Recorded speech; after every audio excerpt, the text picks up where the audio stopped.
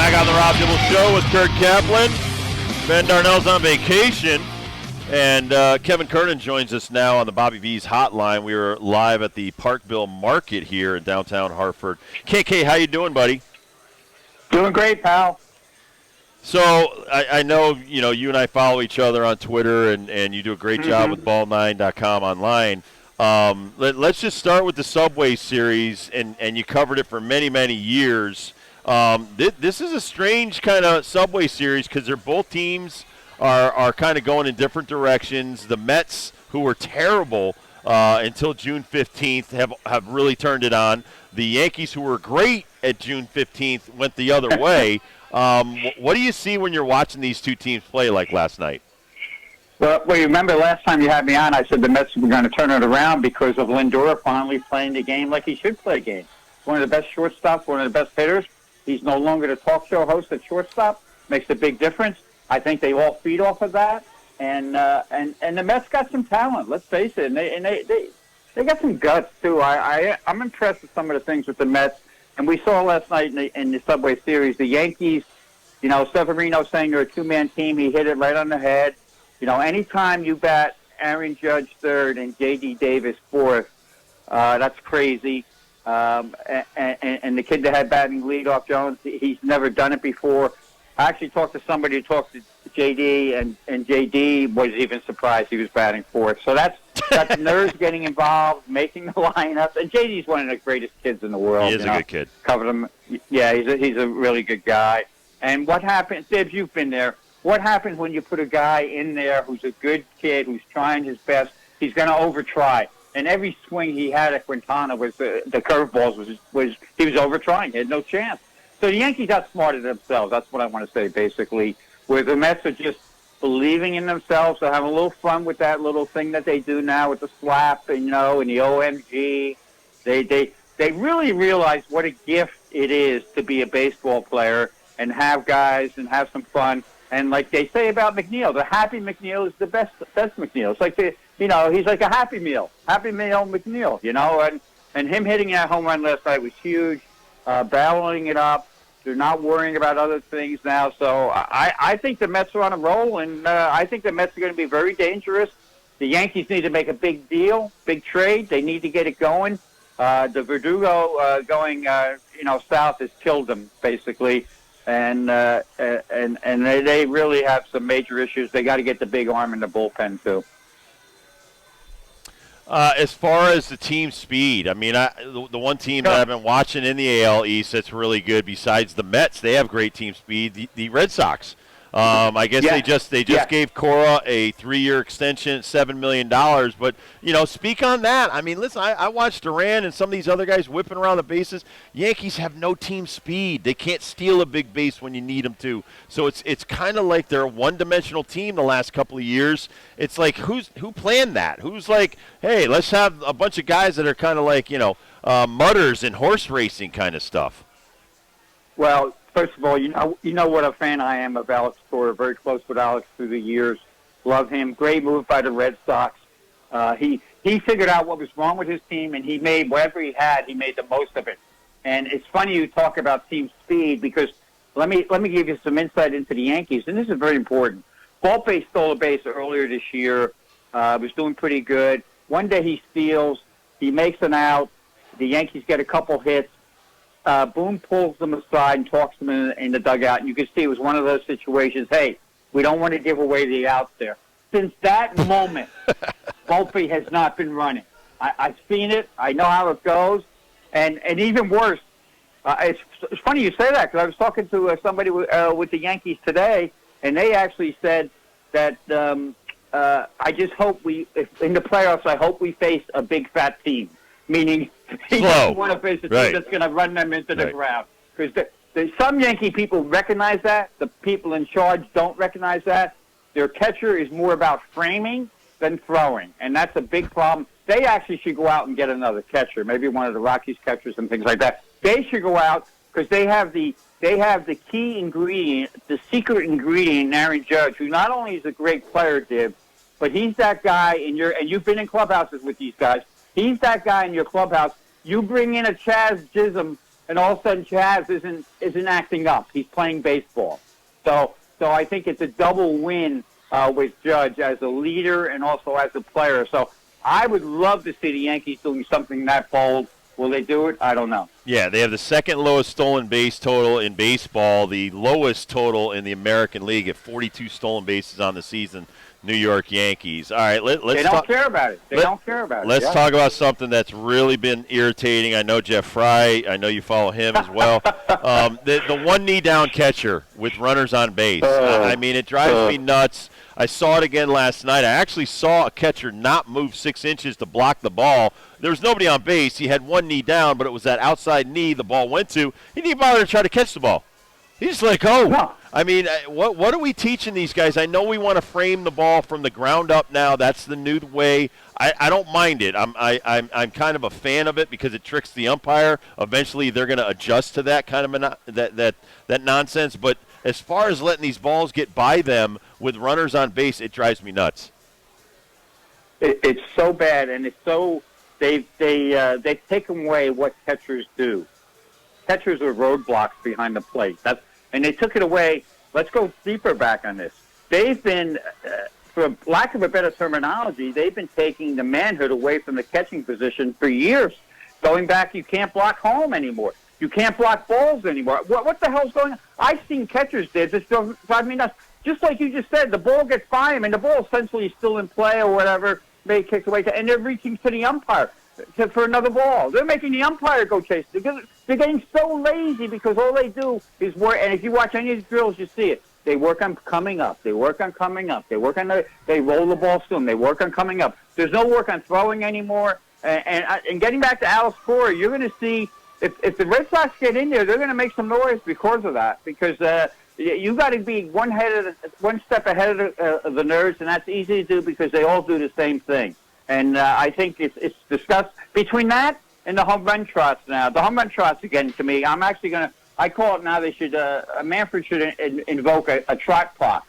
You know, he has his shot clock, so now have a trot clock. You know, if you go too far, you get a strike called on the next hitter, things like that. So, yeah, what they've done to the catcher position is almost criminal. And I've had, I can't tell you how many catchers, Dibs, send me texts, catchers from the past who reach out to me, and they can't believe it. What's happened is the nerd catching gurus have gotten in charge, and the guys who used to be serious catching gurus are pushed out of the way. I will say this, though. I noticed the Angels have given up on, with their young catcher. They've given up on that. So the Angels have a lot of issues. But one of them is not, because Jerry Narron is their catching coach. Nice. One of them is not doing that. So I'm hoping that the Narron influence can influence some of the other people, and we'll see where it goes. But it's not good. And I'm sure you saw the one with the Giants. I think it was the Giants yesterday. It was like, oh my God, he could barely get up and go get the ball. He looked like, I don't want, he looked like certain politicians getting into cars. All right, let me ask you about the hitting, man. The Astros finally caught up to the Mariners. They lead the major leagues in team batting average with 261. The worst hitting team in baseball statistically is the Seattle Mariners. I don't want to get into who the hitting instructor is, but the game plan, Julio Rodriguez, some of these guys that have had one good year, do they realize that pitchers are smart enough to make adjustments against them and that you're constantly, even in an at-bat, I love what Ken Griffey Jr. said, that his dad taught him that even sometimes in an at-bat you have to make an adjustment to the pitcher the way they're pitching you. Do some of these guys just not get like regular common sense baseball stuff? Yes, and that's why they were 220 hitters and played in the independent leagues. And they move up to become hitting instructors somehow because they went to some driveline course, and that's how it works. And it's not good. I was talking to another scout today, and he was talking about how we basically anoint people way too early than we've ever had before in baseball. And what you just said there, with their star who's now hurt again. And by the way, they lost 10 games in the standings over a 24-game period, which is almost impossible to do. They've lost a bunch in a row. I expect them to go out and make a trade because he's got to shake it up out there, it's just their whole hitting philosophy stinks. And you know what else I noticed? and I'm glad you brought this up too, because of the one team I'm going to promote a team here that maybe it doesn't get a lot of love, but I'm watching a lot of the Guardians lately. Guardians are great, and they do situational hitting. Yep. They'll take the big swing when they got the count in their favor. They'll make adjustments. They'll hit it the other way. They'll take walks. They'll hit sacrifice flies. One of their players had 3 or 4 sacrifice flies in a game. So the Guardians are making the most with what they have, and they've become my new favorite team for that kind of stuff. Third least amount of strikeouts in Major League Baseball, the Guardians. So you nailed that and as well. And that's a great stat. And they have a manager involved who sits on the bench and is not on top step all the time. So I like to plug good managers. And I think you also seen, Dibs, remember early on I told you how good Carlos Mendoza will be? He's a good manager. Yeah, He's a good manager. He knew what the Yankees were going to do with that crazy lineup, and he took advantage walking Judge 4 times. Absolutely. I was telling Kurt before, in the first segment of the show, we walked Andre Dawson 5 times in one game back in my day, and he went nuts, but we won the game. Yeah. Remember him? He was mother effing us all the way to first base every time. Are you going to let me hit? And we're like, no. But that was a whole different story. It would have been 5 times. Right. It would have been 5 times if Diekman had it, and you know what? The other thing I said is I know we follow each other. What did I say a few weeks ago? And I took a lot of abuse from the nerds, but not from people like you. The best pitch in baseball right now, 2-strike fastball. Yeah. Maybe down the middle. Right down the middle, because nobody's looking for it. These guys overthinking all the time. I got a question for you, though. All right. It came up on my Twitter, talking about how the game has changed. How about the play you made when you threw the baseball at DeCenzo? What was going in your head there? Was it a bunt? Were you mad? What happened there? All right, I I knew going into the game he was 5 for 5 off of me. And at that point in the game, when I'm sitting there, I just moved the runner from second to third on a wild pitch. And remember, that's the game where Andre Dawson went bananas and threw the bats and everything on the field. So I was just coming off a suspension for the fight with Eric Yelding. And I'm sitting there thinking, okay, I need to get some work in. Lou's not happy with me. Most of my team hates me. And then as he's running down first base after that suicide squeeze, I was so mad that a guy that's 5 for 5 off of me with 3 doubles would do that. I just tried to drill him in the back, and I missed him. I hit him in the leg. So it was awesome. Yeah. That's baseball. And what you just said, that whole paragraph, that's why we love baseball. Everything with Dawson, with Lou. Because when Lou gets mad at you, that's what we love. We love the energy of baseball. We love the passion. We love the infighting. We love the fact that you got to do it for your teammates, and they'll get mad. These guys don't get mad at each other anymore. You can't tell me that when Siri did the 34-second round about the bases, Kevin Cash wasn't steaming, but nobody can do that anymore. So that's what was great about the game, the emotions then. And it's a good. It reminded me of my old wiffle ball games with my brother when you get mad at him, you whack him. 100%. I had 2 older brothers, and that's the way we used to play. We used to throw, and I felt bad for Doug DeCenzo. I like him. He ended up coming to the hotel. That's what got me. Yep, that's what got me. I liked him. A good guy. Yeah. And he came to my hotel that night, and the whole team were down in the lobby, which is what we always did. We didn't really go out. We just sat in the lobby. And he came in, and he wanted to challenge me, and I'm like, dude, you don't want to challenge me right now in front of all my teammates. Let it go. I'm like, so we ended up Norm. We bought him a drink and stuff, and but I always felt bad when I was a jackass. It always included someone that I liked, even with Tuffle. The whole thing drilling Tuffle. I mean, I like the guy, so it's like nobody nicer in baseball than Tim Tuffle. No, absolutely not. And he's from Greenwich, Connecticut. I didn't even know that when I did it, so that was even worse. The guy's a Connecticut guy. Let me ask you about Paul Skeens. Started the All-Star game, which I was in favor of. I think he's great for the game, growing it with the younger crowd. How long can that talent last in Pittsburgh? As soon as he can get out, he'll get out. It's really that simple. I hope they change the rules. I don't know what the next thing is, but it's unfair to the kid. How can you pitch like that and not get any run support? And he can't say anything now. You know how the game goes. And the ownership, and I'm not going to – it's easy to blame Nutting, the owner, and he's not going to spend the money. But you know what? Ben Sherrington, step up a little bit. Everything isn't gifted to you. You knew who you were getting in Paul Skeens. You go out and make some moves, get some offense in there somehow, some way, create offense. It's a shame what they're doing to that kid. It's a shame what they're I was thinking today, I was just daydreaming, if baseball were really baseball and all teams had a fair chance like the NFL, wouldn't it be great to see a guy like Juan Soto go to Pittsburgh and be like a Clemente-type star in Pittsburgh with Skeens and back him up? That's what would make the game great. That's what baseball has lost. And I know you can't feel sorry for Skeens. He's a great kid and all, but I feel sorry for him when he pitches. And I've known so many pitchers through my career, and I would know myself and a guy like Bob Nightingale, we would walk up to him after a game, and we would eventually get him to crack because he would basically snap eventually about, I need some offense. I need some help out here. And that's where that kid is at right now. He's not going to do it for a while, but they better, if they don't do anything now, they won't do anything at the trade deadline, but if they don't do anything over the next year or so, Skeens, he can't get out of there fast enough. And it also should get to the point like Garrett Cole did, where Garrett Cole wanted to get out of there and made himself vocal. Skeens is going to have to do the same thing. And I feel sorry for the Pirates fans who I always love. This is what I stress with my younger pitchers. First pitch strikes. Last night, Skeens was 25 for 29. First pitch strikes. I mean, that's insane how good that is. And that's a kid they kept in the minors, saying he needed minors time. He didn't need any minors time. No. He would 6-1, whatever he is now. He had those 5, 6, 7 wins. Maybe the Pirates are holding on to that third. But it's more important for these new GMs to control the power of the future than have success now. And that, to me, is the thing that bothers me most about baseball, the way it's made now.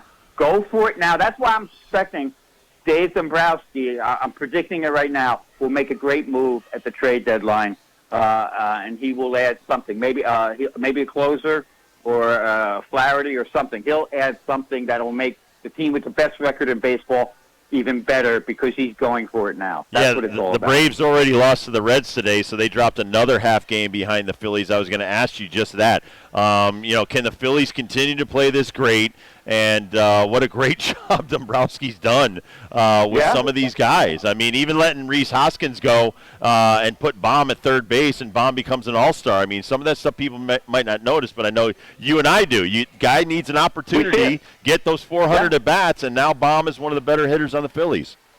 And how about the interplay between Baum, Trey Turner, and Harper? That was great. Well, let me stop you there. It would have been better if they were all wearing their Phillies uniforms and there's 3 Phillies in the infield at the All-Star game instead of those glow-in-the-dark uniforms that they used. Oh, but they're going to have a conversation about it now. They finally figured out that it's not right. So being a Philly fans are the greatest because they're so annoying. Exactly, so they are. So that picture that you're talking about would be all over. Where's the rest? Where are your Mets? Where's your guys? And Lindor didn't even make it. But that's why I love the Phillies. And my more specific prediction, and I'm really going on a limb here though, I'm going to say the Phillies pick up Mason Miller. Oh my God! Oh, if they get Mason Miller, oh my God, I'm going to go to Vegas and put some money down because that would be awesome. That would be, and I'm not a big gambler. KK, always a pleasure. Love you, my man, and enjoy tonight's baseball.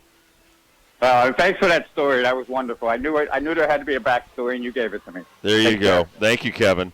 Kevin Kernan, everybody. Ball9.com. Thinking about Kevin Kennedy a lot lately too. We'll take a quick break. We'll come back with the first Sips question of the day, sponsored by Michelob Ultra here at the Parkville Market in Hartford as we're watching soccer with Team USA playing Team France at the Olympics.